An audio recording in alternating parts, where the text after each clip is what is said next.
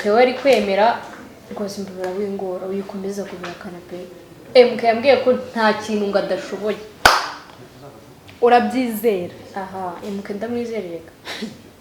Ubuse ko adahari, ubuse ko yagutengushye kuri phone. Nyine buriya bafite rega nawe buriya bafite. Ariko kesi wagireka kuba umwana. Kireka nibo nawe utaburi hano kuko papa aramutse ambuze. Cyagasanga nanakomeretse. Urabizi byawe. Ahubwo so umunsi yamenye kari yakabwa.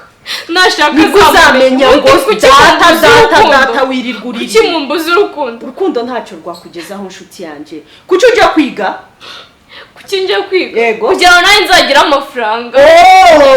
Narigize ngo nukugira ngo uzagira urukundo.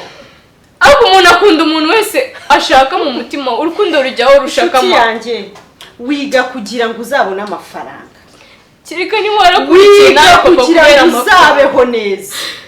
Ariko ntabwo uzakora ngo amafaranga ntashamaze. Ubyibagirwa. Kutagiye kwiga urukundo. Urukundo rutubamo ntabwo turwigama. Ntabwo byakunda. N'abamukomokaho bose. Niba ngombwa nawe uri gitane nawe nzabyara undi. Njyewe na Kesi mu rukundo ni ibintu bitazakunda. Njyewe bizakunda rero. Wowe bitakunda se hari aburi iki? Uzi ikintu kibura? Nimara kugira amafaranga. Ayo mafaranga uzayakorera turi kumwe. Uri kubyumva? Kandi sinabona gufite. Cyabura nasaze pe wabaye ikigori ryo ntabwo bibeshye. Shana kibazo mundekera ubugoryi bwanjye ahubwo mbwira nuko sinzaguha ikimuho. Ko numva amafaranga yo nzamba mfite n'inzu papa yamaye. Ibyo byihore. Uskwasaze kuko byarangiye. Mani Samu ntacyo namukora niyo ari umwuka wanjye wanyuma mbura guhumeka. Nahamagaza Samu. Ngiye gufasha gukora Steve. Ego. Kuko nyumva neza? Ego. Nawe uraza kunyemerera ko ikintu nzagusaba uzakinkorera. Nukuri nzagikora pe. Ikindi kintu nzagusaba ntago kibarwa mu gaciro k'amafaranga. Icyo ushaka cyose nzagikora. I promise.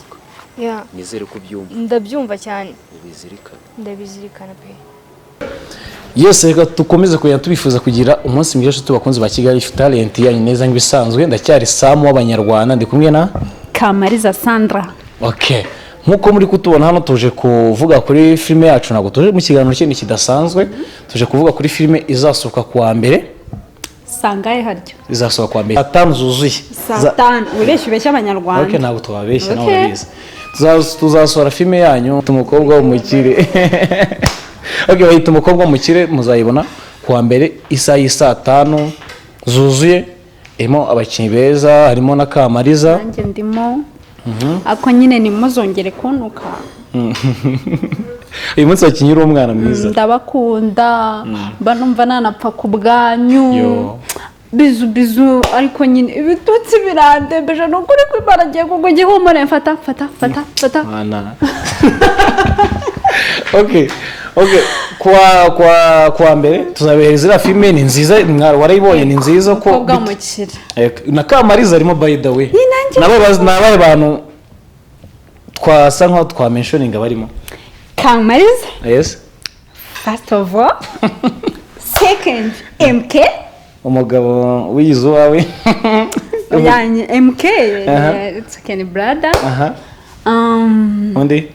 Okay, harimo abakinyi mudabizi ko ari abantu bazatwandikira kuri nimero ziri kuri YouTube badusaba tumwaduhaye pass mana. Harimo abakobwa beza. Harimo abasore beza noneho. Nje nabukwe nzakora. Mubazaka pass nje nago ndimo. Mbabwiye sibyo. Njewe ushaka kujya kuri Kamaliza uzanyuraho none nzakwekura uzamushobora. Samu nabukwe nzakora. Kubera icyo uri kubeshya Abanyarwanda sasa. Icyo nyine ikibazo cyo kudakora uko ntabwo akora uko inshuro ebyiri. Hari ubwo wakoze ukiri umwana. Oya burana koze divorce. Divorce yarabaye. Okay. Ariko mu muco rwose wongeye kubera ko ndumwana wa kwa pasiteri nago akora ubukwe kabiri. Okay. Birumvikana. Ariko abatipe bafite amafaranga atake nta kibazo baza bakayamaona. Hari n'uburyo bwo gukora mukoco, sibyo?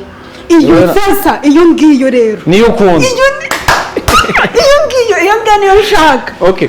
Abantu muri sereo Kamaliza nyene bakamuka koco. Nta gaspillage y'ubukwe. Okay. Rero reka tubashishikarize kuzareba iriya filime ku munsi wo kuwa mbere. Saa 5 zuzuye. filime ntizigere bacika. Yes, reka tubabwire neza yuko ku munsi wo kuwa mbere ifilime ni nziza, irimo abakobwa bagiye batandukanye, irimo n'abastari twazanyemo muri episode ziri inyuma ariko tutababwiye aka kanya, ariko manze muyikurikirane. Dufitemo Kamaliza wanyu umenyereye muri filime umusore w'umukire, afite na YouTube channel muzajya mu supporting, muzisanga munsi twayipininzemo Kamaliza filme bivuga ariko Kamaliza films siyo, muzayisanga munsi twayipininzemo, mukorere nawe mu subscribing kugira ngo dukomeze kugenda twiteza imbere nk'urubyiruko rwayo mukunda cyane, sibyo? Rero tubasabye kugira ngo mwebwe muzadufashe, turabasabye nk'abakunzi ba Kamaliza, abakunzi ba MK, abakunzi ba Sam, abakunzi ba n'abandi bose rega turabashaka n'abandi bose, sibyo? Mudushyigikire kugira ngo turebe ko ibintu tuzabikunda cyane, sibyo? Kandi namwe nimudusafashe, kandi mubona twakinnye nabi muhita muturabura, nta miyaga ntimuzadushiremo imiyaga. Oya, ntayo dushaka. Twese turashaka imiyaga, ahubwo turashaka yuko batubwira ati twakoze neza, hari wakinnye nabi. Yego. Okay, ndumva ari ibyo ngibyo. Rero wowe kora subscribe kugira ngo ku munsi wo kuwa mbere ifilime uzayibone, Umukobwa w'umukire. Ciao ciao. Merci. Kuza filime nyarwanda noneho ni ibicika. Kigali Youth Talent kuzana filime y'akataraboneka yitwa Umukobwa w'umukire. Ni filime ivuga ku mukobwa witwa Kesi w'umukire ubana na mama we papa we, aba muri Amerika amwohereza amafaranga menshi buri kwezi, none yisanze mu rukundo n'umusore w'umukene witwa Sam. Ngombwa ikintu mucakaho wambabariye sibyo, sinzakora iki basi uziyahuye koko nibyo ushaka. Kesi mba nkubwiye, sibyo? Nyeka nkubwize ukuri pe.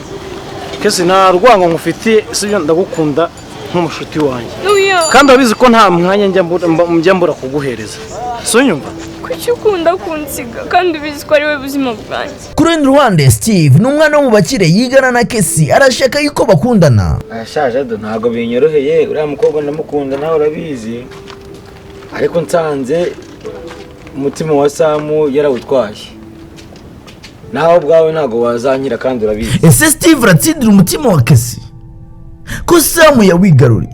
Samu agiye mu bibazo kubera ko akundana na Kesi. Ahubwo twajya diri nazana kugura n'akantu. Diro ziyesi arizo twavuga. Njyewe dore ikintu wamfasha. Samu urabizi ni inzanga, urumva? Kesi kajyanye Samu mu rugo, none mama we akaba ashaka gusambana nawe. Birahirira birahita bishira. Sibyo?